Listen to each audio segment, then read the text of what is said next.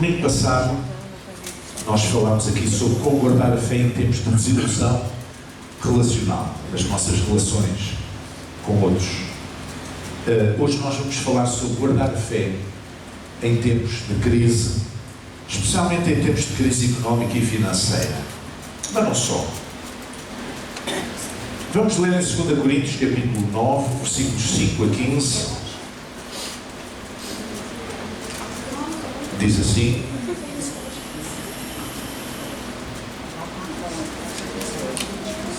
portanto, tive por coisa necessária exortar estes irmãos para que primeiro fossem ter convosco e preparassem de antemão a vossa bênção, já antes anunciada, para que esteja pronta como bênção e não como avareza. E digo isto, que o que semeia pouco, pouco também se fará, e o que semeia em abundância também se fará. Cada um contribua segundo propôs no seu coração, não com tristeza ou por necessidade, porque Deus ama ao que dá com alegria. Deus é poderoso para fazer abundar em vós toda a graça, a fim de que, tendo sempre em tudo toda a suficiência, abundeis em toda a boa obra. Conforme está escrito, espalhou, deu aos pobres, e a sua justiça permanece para sempre. Ora, aquele que dá a semente ao que semeia e pão para comer, também multiplicará a vossa sementeira, e aumentará os frutos da vossa justiça, para que em tudo enriqueçais para toda a beneficência, a qual faz que por nós se deem graças a Deus, porque a administração deste serviço não só supre as necessidades dos santos, mas também abunda em muitas graças que se dão a Deus. Visto como na prova desta administração glorificam a Deus pela submissão que confessais quanto ao Evangelho de Cristo e pela liberalidade de vossos dons para com eles e para com todos, e pela sua oração por vós, tendo vós saudades por causa da excelente graça de Deus que em vós há, graças a Deus, pois, pelo seu dom inefável. Esta carta do apóstolo Paulo aos Coríntios visava estimular a Igreja de Corinto a poder, de alguma forma, levantar uma oferta para abençoar os irmãos que normalmente eram de Jerusalém ou da Judeia, que era uma região e uma cidade com muitos problemas climáticos e, portanto, problemas económicos naquela altura. E aqui o apóstolo Paulo está a procurar estimular os crentes de outras igrejas, neste caso de Corinto, que era uma igreja mais próspera, uma cidade mais próspera, uma cidade que movimentava muito dinheiro, era uma cidade muito comercial, era um interposto entre o Oriente, a navegação do Oriente e depois do Ocidente, e portanto é uma cidade muito rica e que os irmãos pudessem ajudar os irmãos de Jerusalém, que de vez em quando tinham estes problemas económicos. Falando sobre crise económica e financeira, a bem dizer, desde 2008 nós estamos em crise. Primeiro foi a quase bancarrota e depois a Troika, não é? E todas as consequências, a vinda do FMI, etc., que daí resultaram com bastante dor para a população portuguesa. Depois foi a pandemia com os confinamentos, não é? Tivemos 2 confinamentos. Se calhar alguns de vocês já não se lembram, mas nós tivemos que parar os cultos. Não é? Fazíamos cultos apenas pela internet. Em muitos lugares do mundo isto aconteceu. E mesmo depois, quando voltámos, durante um tempo tínhamos fila sim, fila não, fechada, para que houvesse algum distanciamento entre as pessoas por causa dos contágios do Covid-19. Mas agora que tudo isso passou, nós estamos aqui e se olhamos para trás já não nos lembramos bem do que aconteceu. Mas foi uma continuação da crise. Mais tarde veio a guerra na Ucrânia, que motivou uma inflação muito elevada e, portanto, produtos mais caros e juros mais altos. As pessoas passaram a ter menos dinheiro no bolso para comprar alimentação e passaram a ter mais dificuldade em pagar a casa, porque os juros bancários aumentaram bastante. Portanto, complicou completamente a economia. E, portanto, temos estado num período de crise, praticamente, com mais um bocadinho de sol aqui ou ali, mas normalmente num período, aqui em Portugal pelo menos, e não só, temos estado em crise. O que é que nós entendemos por crise? E como é que nós devemos encarar essa crise? No mundo ocidental, a palavra crise define-se por problema, ou morte, ou momento decisivo, mas normalmente é uma conotação negativa. Né? É uma conotação negativa. Mas no Oriente, especialmente os nossos amigos chineses, têm uma outra ideia, têm um outro conceito acerca da crise. Numa das línguas da China, o mandarim, eles escrevem em ideogramas, não é? E uma certa forma de escrever chamada kanji, a forma de escrever esses ideogramas, eles têm, para a palavra crise, é a palavra weiji, que é composta por duas partes, wei e ji. Wei quer dizer realmente perigo. Não é? Na língua chinesa, o mandarim quer dizer perigo, wei. Mas depois ji quer dizer, tem uma conotação positiva, quer dizer oportunidade, ocasião propícia, etc. Ou seja, os orientais têm uma forma diferente dos ocidentais de olhar para a crise. Enquanto nós, quando falamos em crise, ficamos logo escritos em pé, os orientais normalmente veem, bom, isto vai doer um bocado, mas há aqui uma grande oportunidade. E se nós vemos bem, as grandes fortunas foram feitas, começaram a ser feitas em momentos de crise. As grandes fortunas no mundo, em momentos de crise. Não é por acaso que cada vez que passa uma crise económica, nós vemos que os ricos ficam mais ricos e os pobres mais pobres. Porquê? Porque as pessoas que têm visão empresarial e visão para o negócio veem ali uma oportunidade e, apesar da crise, apesar das limitações, apesar das dificuldades, elas veem a porta que está a abrir-se e normalmente a coisa não corre. Agora, Jesus nunca nos ensinou a ter medo das crises, pelo contrário. Amém, irmãos?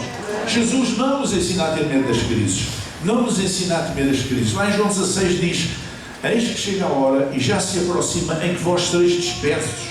Cá está a crise. Sereis dispersos cada um para a sua parte e me deixareis só. Mas não estou só, porque o Pai está comigo. Agora veja, tenho-vos dito isto para que em mim tenhais paz. No mundo tereis aflições, mas tende bom ânimo. Eu venci o mundo. No mundo tereis aflições, não é ter no sentido da posse, é ter no sentido de passar por aflições. No mundo tereis que passar por aflições. Faz parte da vida, faz parte do processo da existência, faz parte da nossa experiência, faz parte do nosso crescimento. Passareis por aflições, mas tende bom ânimo. Sabe o que é ânimo? É disposição, é humor, é vontade, é desejo, é coragem. Bom ânimo quer dizer boa disposição, bom ânimo quer dizer bom humor, bom ânimo quer dizer boa vontade, bom ânimo quer dizer um desejo elevado, bom ânimo quer dizer uma coragem significativa. Tendo bom ânimo, eu venci o mundo, porque quem diz, como eu venci, vocês também vão vencer. Amém? Então o que é que nós podemos fazer para enfrentar uma crise económica ou financeira ou de qualquer espécie? Há algumas orientações bíblicas que eu gostava de partilhar convosco. Eu vou falar de 7 orientações bíblicas. A primeira é trabalhar. Trabalhar. Tão somente trabalhar. No suor do teu rosto comerás o teu pão. Não é? Deus disse desde o princípio: no suor do teu rosto comerás o teu pão. Até ali, os nossos primeiros pais não tinham que angariar o seu pão, o seu sustento, com o suor do seu rosto, porque tudo estava facilitado. Eles eram recoletores, ou seja, apenas estendiam a mão para colher as frutas que iam comer naquele dia, a variedade de frutas imensa que havia. Agora, quando eles foram expulsos daquele espaço abençoado, eles tiveram que cavar, eles tiveram que trabalhar a terra, eles tiveram que semear, eles tiveram que esperar que a terra produzisse, eles tiveram que colher, eles tiveram que suar muito. Comerás o teu pão com o suor do teu rosto. Amém? Então trabalhar é a primeira conselho bíblico, a primeira orientação bíblica para nós vencermos uma crise. É trabalhar. Paulo escreve aos Tessalonicenses mais tarde, dizendo o seguinte: porque quando ainda estávamos convosco vos mandamos isto, se alguém não quiser trabalhar, não coma também. O que é que isto significa? naquela altura, as pessoas tinham a ideia, muitas pessoas tinham a ideia que Jesus estava mesmo a voltar. Então não valia a pena trabalhar. É uma ideia que ficou um bocadinho presente e foi-se prolongando no tempo até aos dias de hoje. Algumas pessoas não para não trabalhar, mas para não se envolverem na sociedade, para não se envolverem neste mundo, para não fazerem nada para melhorar a sociedade. Há até a teoria de quanto pior isto estiver, melhor. Há quem diga isso nos meios cristãos, o que é uma coisa que me deixa horrorizado. Então as pessoas pensavam, eu não gostei, não sou deste mundo, já não sou deste mundo, né? Portanto não vou envolver em nada, não vou trabalhar para a comunidade, não vou dar o meu esforço, não vou fazer nada de útil para a comunidade, a menos aquilo que eu sou obrigado a fazer.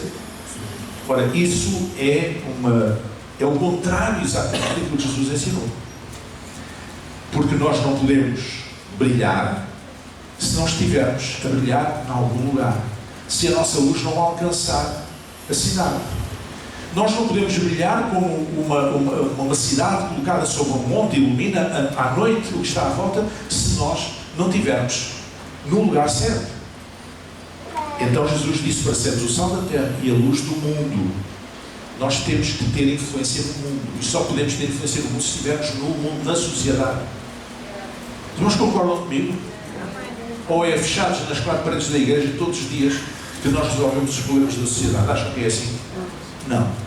Todos nós trabalhamos em escritórios, em fábricas, nos transportes públicos, estamos nas universidades, estamos onde quer que estejamos, nós temos que brilhar.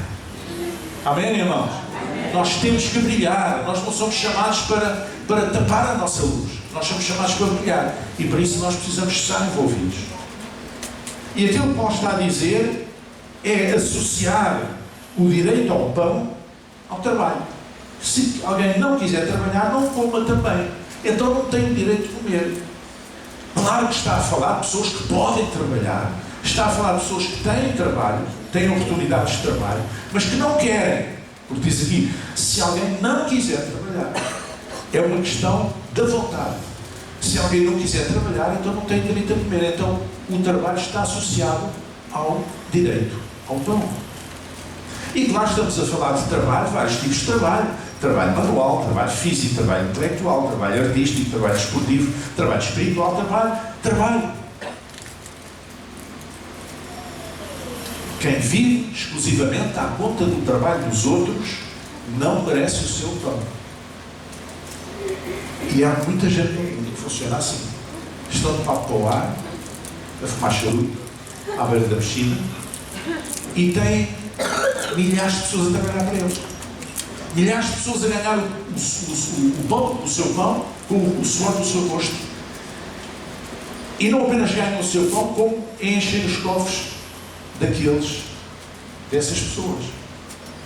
Estão a ver a questão moral que está aqui. Eu não estou a dizer que todos têm que ser serralheiros mecânicos.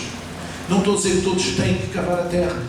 Estou a dizer que todos temos que trabalhar, contribuir para a sociedade, fazer alguma coisa de útil para a sociedade. Há milionários neste mundo que têm fundações que abençoam milhares de pessoas doentes, crianças, tantas na área da saúde, em tantas outras áreas. Pessoas que, de facto, apesar de serem riquíssimos, eles entendem que têm que dar alguma coisa à sociedade. Ótimo, maravilhoso. Mas também há aqueles, normalmente sem rosto, que só vêem os cifrões. Acham que não têm que dar nada à sociedade. Acham que têm que explorar toda a gente à sua volta. Acham que têm um direito quase divino de estar por cima. E eu volto a dizer, quem vive exclusivamente à conta do trabalho dos outros não merece o seu pão. Nós estamos no tempo dos Jogos Olímpicos. Vejam o exemplo dos atletas olímpicos. O exemplo de renúncia, o exemplo de sofrimento. Eles trabalham anos para conseguirem garantir os mínimos em competições internacionais e serem admitidos aos Jogos Olímpicos. Portanto, eles trabalham, eles não comem qualquer coisa, eles têm uma dieta alimentar rigorosa. Eles, a maior parte são jovens, muito jovens. Eles não vivem como os outros jovens, Não saem à noite constantemente como os outros. Têm uma hora para se deitar, têm uma hora para se levantar, têm que treinar pelo menos 2 vezes ou mais por dia, treinos duros. Eles sabem o que é sacrifício, eles sabem o que é renúncia, eles sabem o que é sofrimento, com vista a alcançar aquele objetivo. Então, irmãos, o trabalho não tem que ser visto como uma maldição. Eu não gosto de ver uma pessoa dizer: pá, que chatice, o trabalho. Pá, se você não gosta do seu trabalho, tente mudar de trabalho. Tente fazer outra coisa na vida. Prepare-se de outra maneira. Agora, não fale do trabalho dessa maneira. O trabalho não é uma maldição. O trabalho é uma dignificação do ser humano. E está associado ao nosso direito à alimentação. Essa ideia de que o trabalho é maldição é uma ideia religiosa, que vem lá desde uma interpretação, lá desde o Gênesis. O trabalho é uma maldição. Não, o trabalho não é uma maldição. E só no século XVI é que Lutero começou a passar uma mensagem diferente. Ele defendia que há uma vocação divina para as profissões. Mesmo não sendo uma profissão no âmbito religioso, uma pessoa que seja um trabalhador, braçal, um intelectual, etc., tem uma vocação de Deus para a sua profissão. E se ele desempenhar a sua profissão com brio, com seriedade, com honestidade, com profissionalismo, ele está a cumprir uma vocação de Deus na sua vida. E isto vem mudar a ideia que as pessoas tinham até aí do trabalho como uma maldição. Porque aquilo que é uma maldição é aquilo que nós fazemos obrigados, não queremos. Não. O trabalho é uma coisa que nós queremos fazer, sabemos que é dignificante da nossa pessoa e sabemos que é isso que nos dá o direito ao nosso pão. Eu estou a falar de pessoas que estão em idade para trabalhar, não estou a falar de reformados, e mesmo os reformados podem se entreter com muita coisa. Estou a falar de pessoas que estão na vida ativa e que devem compreender isto. Se não gosta do seu trabalho, tente mudar de trabalho. Peça a Deus para abrir uma porta. Faça como a Teresa. Naquela sexta-feira, não houve nada de especial, a Teresa não disse nada, mas eu, de repente, vi-a e pensei assim: eu vou chamá-la, vamos orar para ela. E chamei o pastor assistente e orámos por ela. E a igreja orou por ela. E aconteceu tudo que vocês viram. Amém? E ela estava a trabalhar. Só que num trabalho que estava sendo desgastante para ela, não era aquilo que ela gostava de fazer. Ela queria voltar a fazer alguma coisa que tinha feito durante muitos anos. E foi essa porta, justamente, que Deus abriu. Glória a Deus. Segunda orientação bíblica, depois de trabalhar, planear. Qual de vós, querendo edificar uma torre, não se assenta primeiro a fazer as contas dos gastos para ver se tem com o que há a acabar? Lucas capítulo 14. Não. Alguém tem uma obra para fazer, tem que fazer um orçamento, tem que fazer contas, ver se chega a ver isto, custa tanto, consigo fazer, a ver se eu consigo acabar. Porque senão, diz lá no texto, a pessoa será alvo de chacota. Mas o problema maior nem é esse. O problema maior é que muitas vezes nós não planeamos as coisas. E quando não se planeia, nós acertamos sempre e acertamos sempre ao lado. Porque não planeamos. Não é? Então, para gerir bem a nossa vida nessa área, nós precisamos planear. Nós não podemos ceder a impulsos constantes, a tentações, a precipitações. Há pessoas que têm problemas porque entram num hipermercado, por exemplo, e gastam o dinheiro todo e o cartão e mais não sei o que tem. E depois andam a comer chá e torradas o resto do mês. Pois não conseguem resistir. Não conseguem resistir a comprar isto que vem aqui nesta montra e naquela montra e na outra. Nós precisamos de planear, nós precisamos de saber até onde é que podemos ir. Nós não nos podemos entrar numa empresa sem saber se podemos. Nós não podemos descer a um poço sem uma escada para depois subir por ela. A terceira orientação é gerir bem os recursos. Diz a palavra de Deus lá em Isaías 55: porque gastais o dinheiro naquilo que não é pão e o produto do vosso trabalho naquilo que não pode satisfazer. Ouvi-me atentamente e comei o que é bom, e a vossa alma se deleite com a gordura. O impulso do consumismo, as aparências, a ostentação. O que é isto? Gastar dinheiro naquilo que não é pão. É gastar dinheiro naquilo que não é útil. Não é só alimentação, naquilo que não é útil para ti. E hoje, a publicidade, a indústria da publicidade, a indústria da moda, estão a viver exatamente disso. Levar as pessoas a comprar por impulso, a comprar essas técnicas de pôr as coisas mais baratas nas prateleiras mais altas do supermercado e as mais caras em baixo. E tantas outras técnicas que se usam, comerciais, para levar as pessoas a comprar, a ter aquela emoção do desejo de ter, não é? Do possuir. Eu gostava de ter isto, eu gostava de ter aquilo, esse consumismo. Nós devemos gerir os nossos recursos com sabedoria. Porque se não gerirmos os nossos recursos com sabedoria, tenhamos muitos ou tenhamos poucos, nós vamos ter problemas. Estamos fartos de ouvir histórias de pessoas que há muitos anos atrás ganharam ainda o tempo do Totobó e Totoloto também, etc. Ganharam uma fortuna. E hoje estão com uma mão atrás e outra à frente. Perderam tudo. Como? Da mesma maneira como o filho pródigo perdeu. Estorricou a parte da herança do pai. Falsos amigos, falsas oportunidades, aproveitamentos, consumismo, impulso, emoções, falta de cabeça, falta de gerir bem os recursos. E nós somos chamados a isso. A Bíblia ensina-nos a gerir os nossos recursos. Irmão, não importa se tu ganhas o salário mínimo ou se ganhas 40 salários mínimos. Não importa. Tu deves gerir os teus recursos com sabedoria. É isso que a palavra de Deus ensina. A quarta orientação é relativizar a crise.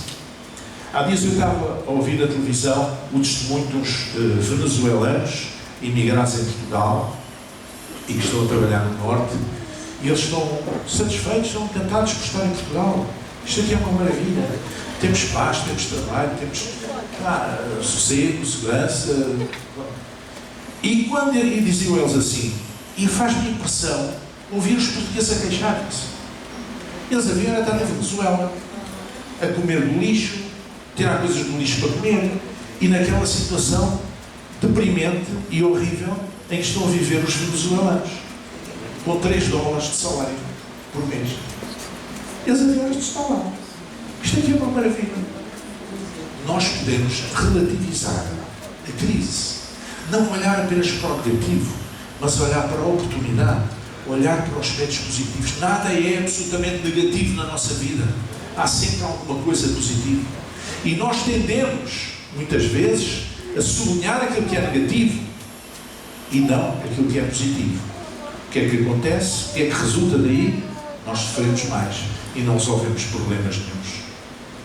Por isso não desfalecemos, mas ainda que o nosso homem exterior se corrompa, o interior contudo se renova de dia em dia, porque a nossa leve e momentânea tribulação produz para nós um peso eterno de glória muito excelente, não atentando nós nas coisas que se veem, mas nas que se não veem, porque as que se veem são temporais e as que se não veem são eternas.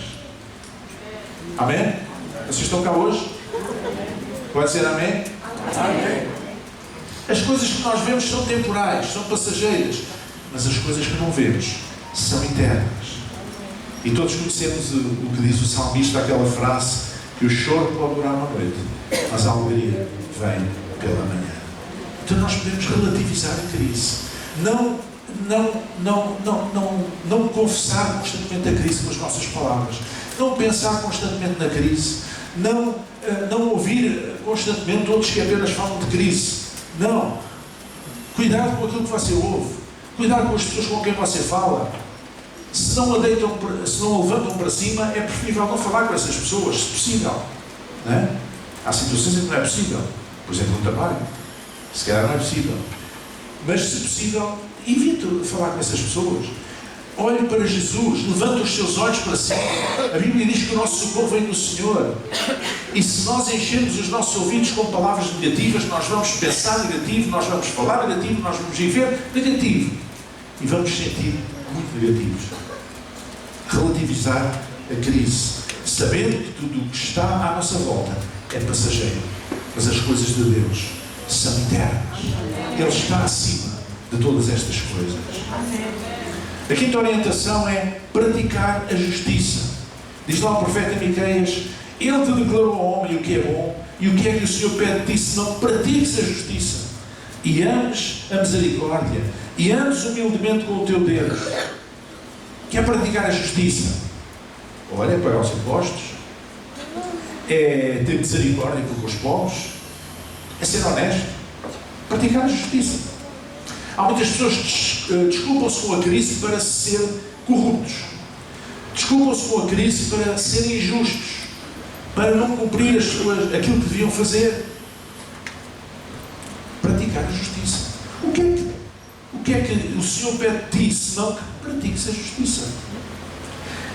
Não importa se nós vamos praticar a justiça só quando a vida nos corre bem. Não é isso que está aqui. É em todo o tempo. Nós precisamos praticar a justiça. A sexta razão, vou andar mais rápido, é semear no reino de Deus. Ser fiel a Deus nas finanças. O sentido da oferta em Israel era das ofertas que se traziam ao templo, dos cordeiros, ou uma família trazia 2 rolas, se fosse mais pobre, de acordo com a lei de Moisés, era o reconhecimento do favor de Deus. Essas ofertas eram o reconhecimento das ofertas, toda a espécie de ofertas e os sacrifícios, eram o reconhecimento do favor de Deus. Tal e qual como a guarda do sábado era para o povo do antigo Israel, as ofertas e os sacrifícios eram formas práticas do povo poder dizer: Deus, eu reconheço a tua soberania, eu reconheço a tua misericórdia, reconheço o teu favor, reconheço a tua graça. Amém? O sentido do dízimo no Antigo Testamento era sustentar o culto ao Senhor. Era preciso pôr azeite no candelabro, no menorá, no candelabro de ouro. Era preciso ter pão fresco na mesa dos pães da proposição. Era preciso ter incenso no altar de incenso, que queimava continuamente de dia e de noite. Era preciso lenha para no pátio dos holocaustos. Era preciso uma série de coisas. Os sacerdotes, os levitas estavam dedicados ao serviço ao Senhor. Então quem é que trazia isso? Era o povo. Amém? Amém. Trazer, sustentar o culto ao Senhor.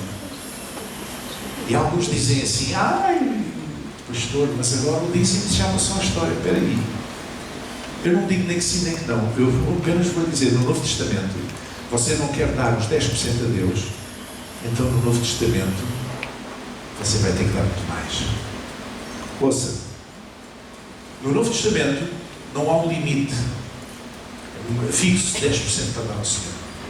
Mas aquilo que Deus requer é que tu te entregues totalmente no seu altar, com tudo aquilo que tu és e aquilo que tu tens.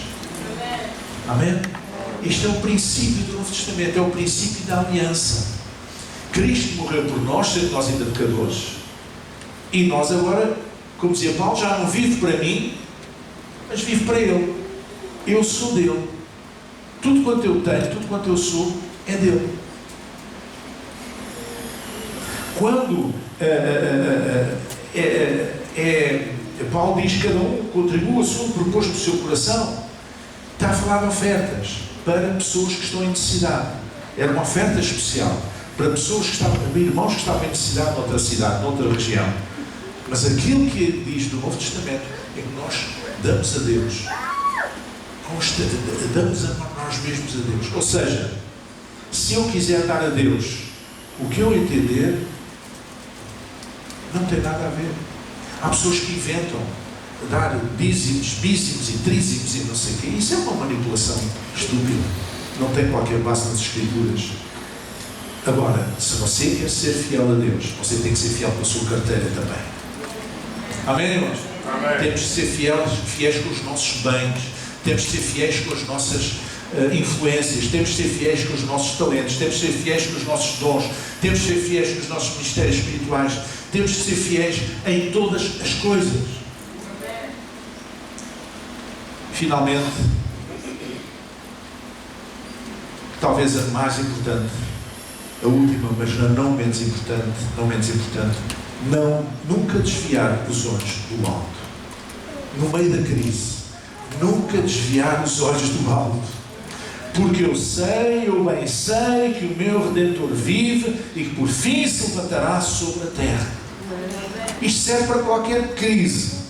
financeira, crise de saúde, crise relacional, o que você quiser. Ele no final se levantará sobre a terra. Ele no final fará justiça. Ele está vivo. Eu creio que Ele está vivo. Eu bem sei que o meu Redentor vive e que por fim Ele se levantará sobre a terra. Amém. E isto dá-nos uma força interior tão grande. Estimula a nossa fé. Isto levanta-nos.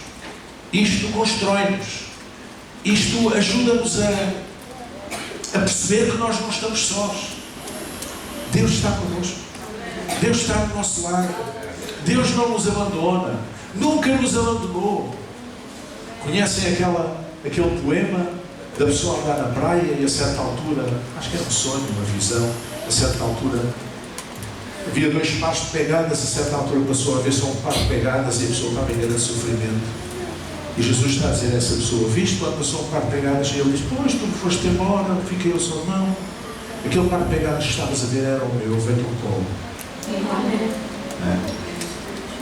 Então nós nunca estamos sós. Deus está connosco. Parece que está silencioso. Às vezes parece que sim. Parece que está distraído. Parece que sim. Mas não, Deus nunca está silencioso. Deus nunca está distraído. Ele está a ver. Por fim, Ele se levantará sobre a terra. Se nós agirmos assim durante a crise, podemos manter a nossa paz. Tenho-vos dito isto para que em mim tenhais paz. Depois eu disse: tens aflições, mas tenham paz. É possível ter paz no meio da aflição. É assim, Senhor. Amém? Amém? Nunca podemos esquecer que o nosso Deus é o Deus da abundância. Mesmo no tempo de escassez, mesmo no tempo de dificuldade, você lembre-se: o nosso Deus é o Deus da abundância. Vamos ficar em pé. Deixe-me terminar esta parte a ler um texto da Palavra de Deus. E você pode dar glória a Deus à vontade. E Deus é poderoso para fazer abundar em vós toda a graça, a fim de que, tendo sempre em tudo toda a suficiência, abundeis em toda a boa obra. Conforme está escrito: espalhou, deu aos pobres, a sua justiça permanece para sempre. Ora, aquele que dá semente ao que semeia, também vos dê pão para comer, e multiplica a vossa sementeira, e aumenta os frutos da vossa justiça. A semente. Aquele que dá semente ao que semeia, também vos dê pão para comer, e multiplica a vossa sementeira, e aumenta os frutos da vossa justiça. Amém. Podem sentar. Nós vamos esta manhã fazer a nossa oferta, trazer a nossa oferta dos dízimos de uma forma diferente. Pode agarrar na sua mão a sua oferta, o seu dízimo. Agora, por favor.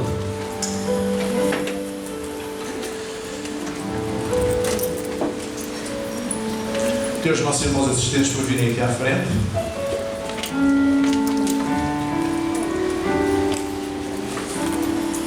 Nós vamos fazer desta oferta. Nós vamos fazer esta oferta. Não fico mais aqui, neste aqui, e a irmã mais aí para um bocadinho. Isso. É preciso estar todos juntos. Nós vamos fazer esta oferta um ato de adoração. Amém? Amém. Vou pedir para todos ficarmos em pé de novo e orarmos. Repita comigo: meu Deus e Pai, esta manhã eu vim à tua casa para trazer o meu louvor, a minha presença, a minha adoração, a minha alegria, para poder consagrar-me a Ti uma vez mais.